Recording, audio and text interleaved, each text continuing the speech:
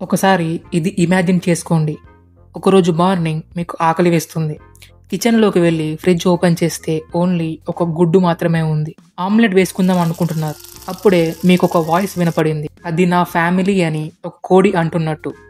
So ఇప్పుడు చెప్పండి, కోడి ముందా లేక గుడ్డు ముందా అని. ఈ క్వశ్చన్ కొన్ని జనరేషన్స్ నుండి మిస్టరీగానే ఉంది.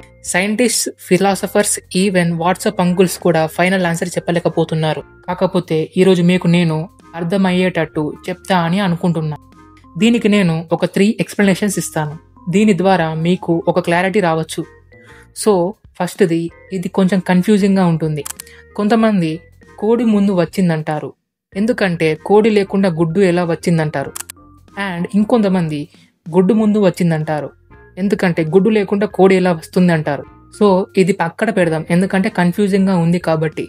నెక్స్ట్ సెకండ్ది, ఇది కొంచెం రిలీజియస్ టెక్స్ట్ అండ్ మైథాలజీని బేస్ చేసుకుని ఉంటుంది. ఇందులో ఏంటంటే దేవుడు అన్నిటిని డైరెక్ట్గా పుట్టించాడు అని ప్రజలు నమ్ముతారు. సో న్యాచురల్గా కోడి ముందు వచ్చింది అని అంటారు. కానీ సైంటిఫికల్గా వేరే ఆన్సర్ ఉంది. దీని ప్రకారం ఎవల్యూషన్ టైంలో కోడి ఉంది, కానీ అది కొంచెం పక్షి రకంగా ఉండేది. కోడి లాగానే, కానీ ఎగ్జాక్ట్గా సేమ్ కాదు. ఒక జెనెటిక్ మ్యూటేషన్ వల్ల, గుడ్డులో వచ్చిన చేంజెస్ వల్ల కోడి పుట్టింది అని సైన్స్ చెప్తుంది. సో టెక్నికల్గా మాట్లాడితే గుడ్డే ముందు వచ్చింది. కాకపోతే ఆ గుడ్డు కోడి నుండి వచ్చింది కాదు, కోడి లాంటి ఒక క్రియేచర్ నుండి వచ్చింది. సో ఈ క్వశ్చన్కి ఆన్సర్ దొరికింది అని నేను అనుకుంటున్నా.